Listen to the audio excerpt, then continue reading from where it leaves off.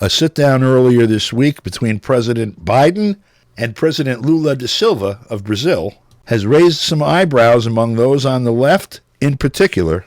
Also, a recent victory of the left in Ecuador has exposed some contradictions there as well. For more on that, we go to Nicaragua to speak with analyst and journalist Stephen Sefton, who spoke with him from Esteli via Skype on Wednesday. Stephen, welcome. I guess there's something that I saw that I guess we have to talk about after you mentioned to me. Lula had met with Biden and issued some statement about Ukraine. I looked at the statement, and he said they deplored the violation of the territorial integrity of Ukraine by Russia and the annexation of parts of its territory as flagrant violations of international law. This is supposedly a joint statement. It's on the White House website from President Lula and Biden. And that is one thing that shows a apparent sea change in any event in the politics of Lula. And then, of course, we've got also what's happened in Ecuador. We've been talking about this tug-of-war between the right and the soft left that's been going on in Latin America for a while. So let's dive into those two cases.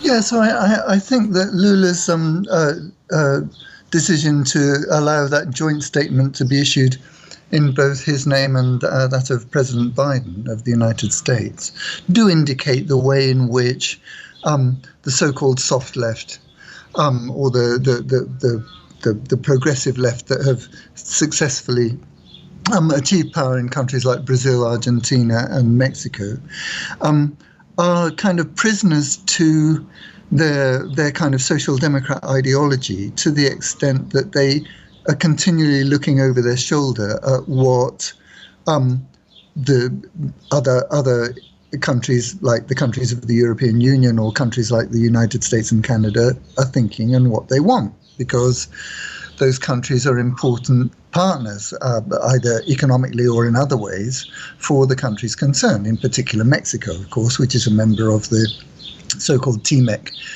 agreement between the United States, Canada, and Mexico. And in Lula's case, he is the only Latin American president who has been this outspoken against the Russian Federation's decision to initiate a special military operation in defense of the Russian-speaking populations of what used to be eastern Ukraine and what are now the western parts of Russia. Yeah, Bolsonaro never said anything like that. Right.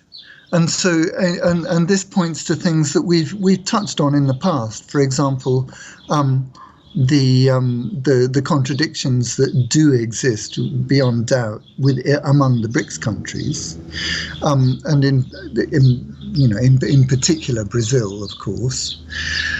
But that decision by Ignacio Lula da Silva, the Brazilian president, to put his name to that joint statement just shows the kinds of contradictions that these social democrat style governments actually have, and you see it in different shapes and forms depending on the country. It's different for Argentina, it's different for Brazil, it's different for Mexico, but you can see the way they're torn between wanting to promote a more or less anti-imperialist position and actually being the prisoners of their existing relationships with the United States and Europe. And why does that relate to the situation in Ecuador? Because what it means is that there's a strong sense in which, despite the fact that, as in Ecuador a couple of weekends ago, they had this very important election for provincial governorships, and also that election was tied to a referendum on certain elements of Ecuador's democracy inherited from the days of former President Rafael Correa, that would have rolled back the citizen participation elements of Rafael Correa's government program back then, between whenever it was, 2008 and 2014 or so. So what happened in Ecuador was that Rafael Correa's citizens' revolution movement won 7 of the provincial governorships, including Guayaquil and Quito, the 2 most important cities in the country, the 2 most important parts of the country in terms of population and economic significance. And so people were people who want the best for Latin America and the Caribbean's regional majorities, impoverished majorities, were very heartened by that.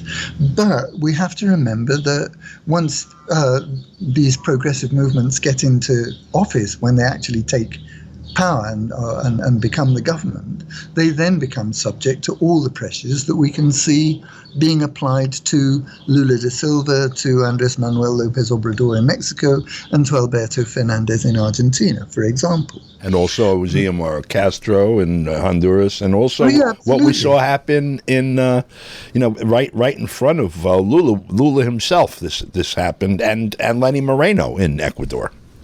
Yeah, and so what you can see is the way in which the United States and its allies among the regional oligarchies, the regional elites, work constantly to try and co-opt and subvert, as they did in the case of Lenin Moreno in Ecuador, who was actually elected on the platform of the citizens' revolution movement, and then completely turned around and worked very closely with the local right-wing elites and the United States government. And so it looks as though that something similar, although this might be unfair, something similar seems to have happened with President Inácio Lula da Silva in Brazil, and he's become his own Lenin Moreno in some ways. And that's not entirely fair, because on domestic issues, it looks as though he's going to push through a program of poverty reduction, very similar to the one that he promoted so successfully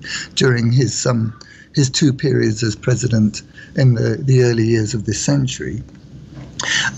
But certainly in international affairs, it looks as though he's going to toe the imperialist line of the United States with this, and he's demonstrated that by this absurd claim that the Russian Federation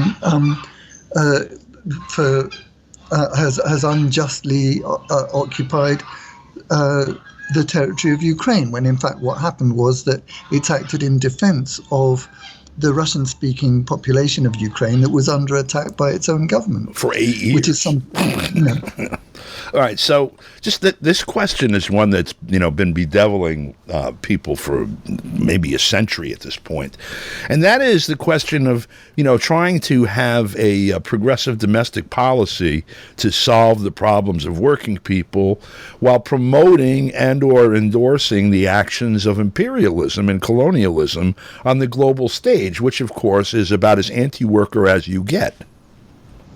Yeah, and you can see this too.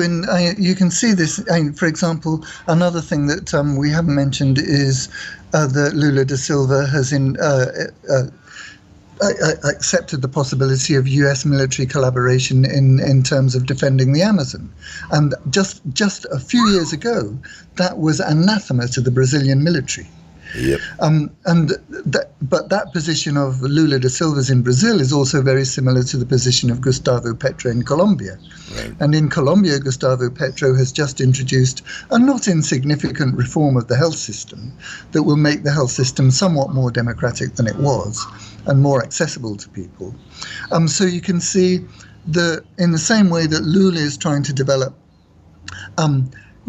good domestic policies that will benefit the impoverished majority of Brazil, just as Petro is doing in Colombia. At the same time, they're engaging in these what most revolutionary people and progressive people regard as counterproductive agreements with the United States that will allow the United States to get a foothold in the management of the tremendous resource, the natural resources of the Amazon. And they might as well, I mean, let's have the U.S. military come into our country so that we can defend our sovereignty and uplift our people. It's not a good equation. Stephen, thank you. No. We'll speak with you next week. That's exactly right. It's bad math, right? We'll speak with you next week, and thank you for your time, as always. You're very welcome, Don. Thank you for inviting me. For KPFK, I'm Don DeBar.